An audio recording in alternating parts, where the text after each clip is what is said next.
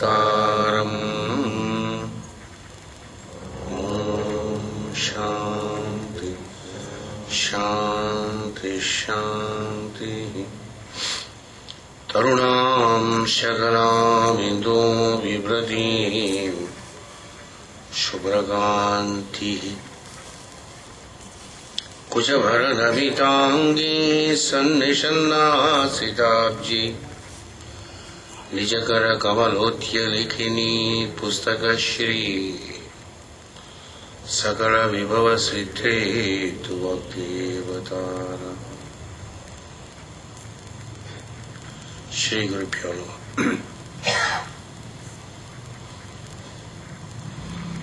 అష్టమి చంద్ర విభ్రాజ దళిక స్థల శోభిత చెప్పుకుంటున్నాం మనం. అష్టమి నాడు ఉండేటటువంటి చంద్రుడు ఎలా ఉంటారో అమ్మవారి యొక్క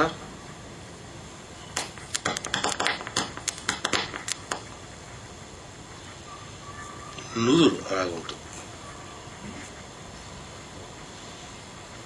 అడిగమంటే నుదురు.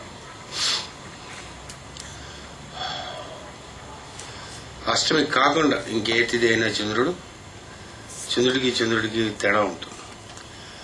అమావాస్య వెళ్ళిన తర్వాత చవితి చంద్రుడు వేరు, పౌర్ణమి వెళ్ళిన తర్వాత చవితి చంద్రుడు వేరు, వేరే రకంగా ఉంటుంది. శుక్లపక్షంలో కానీ కృష్ణపక్షంలో కానీ అష్టమి అనేటటువంటి ప్రత్యేకమైనటువంటి అమ్మవారి యొక్క ఉపాసనలో తర్వాత మనం చెప్పుకుంటాం. నిత్యా పరాక్రమాటో పరిరీక్షణ సముత్సగా అని చెప్పుకుంటాం. ఈ అమ్మవారికి సంబంధించినటువంటి నిత్యలని ఉంటాయి. నిత్యుల ఉపాసన అనేటటువంటిది పదకాంత దీక్ష ఉండేటటువంటి వాడు చేయాలి. ఒక్కొక్క నిత్యంగా ఒక్కొక్క రోజుకి ఒక్కొక్క అమ్మవారి యొక్క పేరు, దానికి సంబంధించిన యంత్రము, మంత్రము, కల్పము ఉంటుంది. వీటన్నిటిలో శారదాత్రిక తంత్రము వీటి యందు మొట్టమొదట ఇచ్చేటటువంటి అమ్మవారి యొక్క ఉపాసన త్వరిత అని ఇస్తారు. త్వరిత అనేటటువంటి మంత్రము కానీ ఉపాసన చేస్తే ఆ కోరికలు ఆ క్షణములో కానీ ఆ రోజులో కానీ ఈడేరుతాయి. దానికి సంబంధించిన మంత్రము, దానికి ఉపాసన తర్వాత రాసి కావాలంటే సురేష్ గారు ఇస్తారు. త్వరిత అనేటటువంటి అమ్మవారు అష్టమికి సంబంధించింది చెంది ఉంటుంది. సాధారణ అన్ని తంత్రములో ఉంటాయి. ఈ అమ్మవారికి సంబంధించినటువంటి నవాన్నములలో వచ్చేటువంటి నిత్యుల యొక్క పూజకి సంబంధించినటువంటి మంత్రములన్నీ కూడా వాటి యొక్క పేర్లుకి ఖడ్గమాలయంలో ఉంటాయి. చెప్పుకున్నాం మన తర్వాత. ఇందులో అష్టమి అనేటటువంటి పరమ పవిత్రమైనటువంటి తిథి. అష్టమి నాడు చాలా కష్టాలు వస్తాయని బుర్రలేక చెప్పేటటువంటి అనమాట. అంటే బాగుంది, రైమ్ బాగుందని ఇలా చెబుతూ ఉంటారు.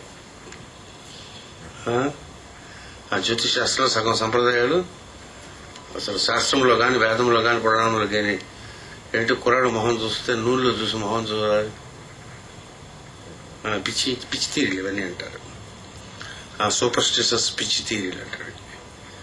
మామూలుగా ఇదేంటో కొడుకుని మొట్టమొదటి పుట్టిన వెంటనే బొడ్డు కూసే ముందు శిరస్సు మీద తండ్రి తలబెట్టి బొడ్డు కూసే ముందు మంత్రాలు ఉంటాయి. ఆ మంత్రములు చదివి అప్పుడు తండ్రి గుడిపోయారు. జాతకరం అని పేరుతో ఉంటుంది. అసలు అంటే ఇప్పుడు లోపలికి రానివాడు నర్సుకు వస్తుంది. నర్సే వీడికి తండ్రి, లేకపోతే ఆ డాక్టర్ ఎవరో తండ్రి ఉంటారు. సో సంప్రదాయాలు పోయిన తర్వాత ఇవన్నీ ఇలా పిచ్చి పిచ్చిగా ఉంటాయి. మామూలుగా అయితే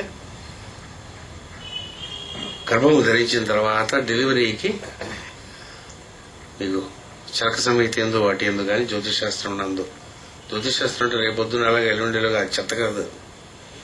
అది ఓన్లీ 5% ఆఫ్ అస్ట్రాలజీ. మా అబ్బాయి బిల్డ్ అవుతుంది, ఇప్పుడు అవుతుందండి. ఇవన్నీ కూడా అసలైన అస్ట్రాలజీ వాటిలో ఉంటుంది.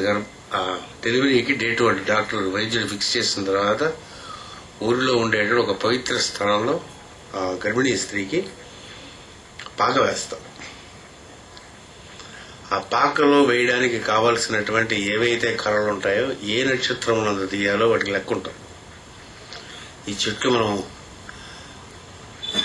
ఏవి ద్వారబంధాలకి వాటికి కట్ చేసి తెస్తాం చూసారు, చండ్ర ఇవన్నిటికి దానికి అధిదేవత అనేటువంటి నక్షత్రం ఉంటుంది, గ్రహం ఉంటుంది. ఆ తిథి నాడు వాటిని కొయ్యాలి.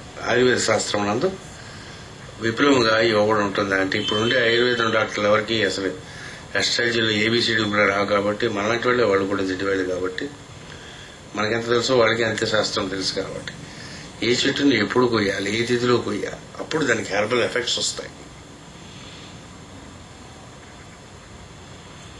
ఒక్కొక్క చెట్టు కింద ఒక్కొక్క రోజు కానీ ఒక్కొక్క నెల కానీ కింద ఉండి ఉపాసన చేయాలి. అప్పుడు ఆ దేవతలు ఆశ్రయించి ఉండేటువంటి చెట్టు నుండి ఉండేటువంటి దేవతల యొక్క ఆశ్రయం వల్ల సిద్ధులు వస్తాయి. విశాఖపట్నం నాటిలో లక్షలు చేసినా కోట్లు చేసినా ఒకటే, ఆశ్రమానికి అందుకు కొట్టుకుంటారు. రావి చెట్టు, జువి చెట్టు, మర్రి చెట్టు, ఔదంబరం, ఈ చెట్లు ఉండేటువంటి గుంపుల యొక్క సముదాయం కింద పీట వేసుకుని అక్కడ కూర్చుని మంత్రం జపం చేసుకుంటారు పెద్దలైనటువంటి. ఇక్కడ 1,00,000 జపం చేస్తే ఎంతో, అటువంటి పరిసరాలలో 100 చేస్తే ఎంత. ఇక్కడ శివరాత్రి చేయడానికి ఆశ్రమంలో శివరాత్రి చేయడానికి చాలా తేడా ఉంటుంది. చాలా తేడా ఉంటుంది. దేవతా సమూహములు అక్కడ చుట్టూ పర్యవేష్టించి ఉంటాయి. అంచేత ఒక్కొక్క తిథి యందు ఒక్కొక్క నక్షత్రం నందు ఒక్కొక్క చెట్టును తీసుకురావటం, దానికి సంబంధించినటువంటి ఆ లెక్కల ప్రకారం దానికి మెజర్మెంట్స్ ఉంటాయి. ఆ మెజర్మెంట్ ప్రకారం పాకన కడతారు. దానికి గోవును ఉంచుతారు. ముందు గోమయంతో అలుస్తుంది. ఆ గర్భిణీ స్త్రీ దేని మీద డెలివరీ అవుతుందో దానికి సంబంధించిన మాంసములకు సంబంధించిన కర్ర వేరే ఉంటుంది. చేసి దాన్ని నవార్ అంటారు ఇప్పుడు ఈ రోజుల్లో. దాంతో నేరుస్తారు. ఆ నేసేటటువంటి కంసాలు వాళ్ళు కూడా మూర్తం ఉంటాం. ఎప్పుడు దాన్ని నెయ్యాలి, ఏ దారాలతో నెయ్యాలంటుంది. వేసిన తర్వాత ఆవిడ ఇక్కడ తీసుకెళ్తారు గర్భిణీ స్త్రీ.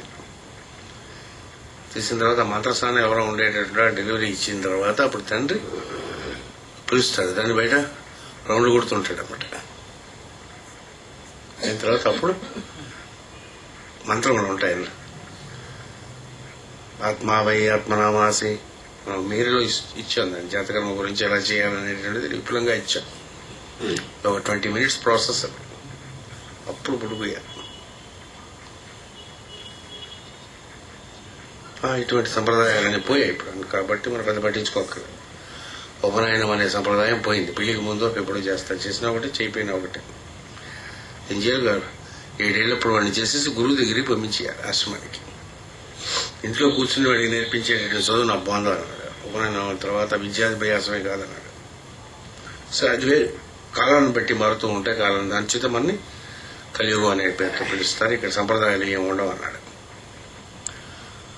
వీటిలో ప్రతి తిథికి ఒక ప్రత్యేకత ఉంటుంది. అష్టమి నాడు ఏమిటవుతుందనంటే సూర్యుడు చంద్రుడు ఒకరికి ఒకరు 90 degrees దూరంలో ఉంటారు. అమావాస్య, పౌర్ణమి, అష్టములు 2 కూడా కలిపితే నెల మొత్తంలో కానీ ఒక బొమ్మ కింద తీసుకుంటే ఈ బొమ్మ వస్తుంది. చతుర్బాహుడైనటువంటి నారాయణ యొక్క యంత్రము వస్తుంది. ఆ నారాయణ యొక్క నాభి కమలం నుంచి బయటకు వచ్చినటువంటి చతుర్ముఖుడు అనేటటువంటి వాడు 4 ముఖములుగా ఉంటుంది. ఈ మొత్తము శివుడు అనేటటువంటి సర్కిల్లో పర్యవేష్టించి ఉంటాయి. ఆ సర్కిల్లో ఉండేటటువంటి శివుడికి మధ్యలో బైందవ స్థానం అంటే బిందు స్థానంలో అమ్మవారు ఉంటుంది. ఈ అమ్మవారి చుట్టుపక్కల 4 వైపులా 4